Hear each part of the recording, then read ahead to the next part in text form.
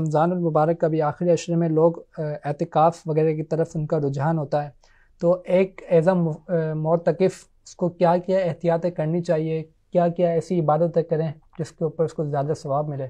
मस्जिद के अंदर जब हम आए हैं तो मकसद ये है कि इबादत ज़्यादा से ज़्यादा करें। फ़कत 10 दिन के लिए अपने आप को बंद कर लेने का नाम एतिकाफ़ नहीं है, बल्कि दर हकीकत रब ताला की बारगाह में हाजिर होकर इंसान ज़्यादा से ज़्यादा इबादत करे, मुनाजात करे, इस्तिग़फ़ार करे, रब की बारगाह में गिड़गिड़ा कर जो है वो मग़फ़िरत मांगे, जहन्नम से आज़ादी का परवाना जो है वो तलब करे।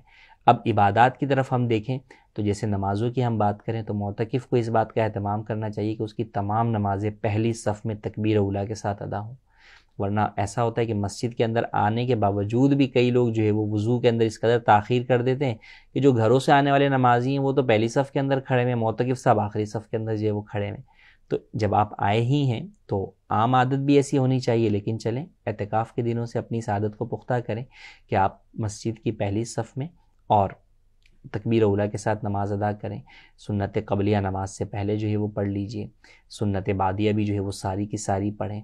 फिर जिन अफराद के ऊपर क़ज़ा नमाज़ें हैं तो वो सुनन गैर मुअक्कदा और नवाफिल की जगह पर, और इसके अलावा भी रात में जो भी इबादत हैं उन तमाम की जगह पर अपनी क़ज़ा उम्री जो है वो अदा करें। 3 मकरूह औक़ात हैं, तुलुए आफ़ताब से लेकर 20 मिनट बाद तक ज़ाहवा कुबरा जिसे अवाम ज़वाल का वक्त कहते हैं, और गुरूब आफ्ताब से 20 मिनट पहले से लेकर गुरूब आफ्ताब तक, इन 3 औक़ात के अलावा आप किसी भी वक्त क़ज़ाए उम्री अदा कर सकते हैं। तो लिहाजा जिस पर भी क़ज़ाए उम्री है उसकी सारी मसरूफ़ियात सिर्फ़ क़ज़ाए उम्री ही होनी चाहिए कि वह हर वक्त अपनी क़ज़ाए उम्री ही जो है वो अदा करे, क्योंकि अब इसके पास और कोई यहाँ पर काम ही नहीं है।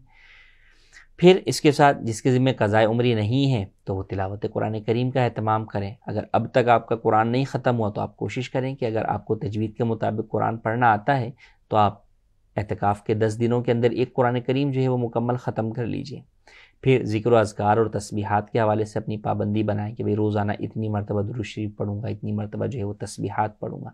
फिर इल्म दीन हासिल करें कि वो चीज़ें जो आप कर सीखना फ़र्ज़ हैं दीन के एतबार से, उनका इल्म जो है वो हासिल करें। उसके लिए मुताले के लिए जो कुतुब हैं वो मकतबतुल मदीना की वो किताबें जो है वो हासिल करें। अपने आप को दुनियावी उमूर से हद्दल इम्कान जो है वो बचाए रखें। उसके लिए मेरा मशवरा सबसे पहले ये कि अपने आप से आप मोबाइल को जो है वो टोटल दूर कर दें। आपके दोस्त अहबाब भी आएँ तो उनके भी मोबाइल के ज़रिए से आप किसी से कनेक्ट ना हो कि आप अपने मोबाइल तो घर पे रख दिया लेकिन दोस्त के मोबाइल पे सोशल मीडिया चल रहा है, तो फिर फ़ायदा नहीं होगा। जो हम एतिकाफ़ की रूहानियत और नूरानियत चाहते हैं वो फिर हासिल नहीं होगी।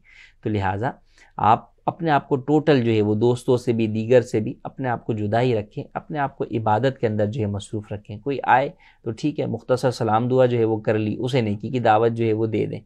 मगर जब उसको दिखेगा कि भाई आप मसरूफ़ हैं, तिलावत कुरान करीम कर रहे हैं, तो वो आपके साथ जो है वो नहीं बैठेगा। लेकिन अमूमन ये देखा जाता है कि ख़ास तौर पे जो नौजवान बच्चे जो है वो बैठते हैं तो उनकी बाकायदा गैदरिंग जो है वो लगी हुई होती है इफ्तारी के बाद या सहरी में या दिन में, उनके दोस्त आगे कोई बैठे हुए होते हैं।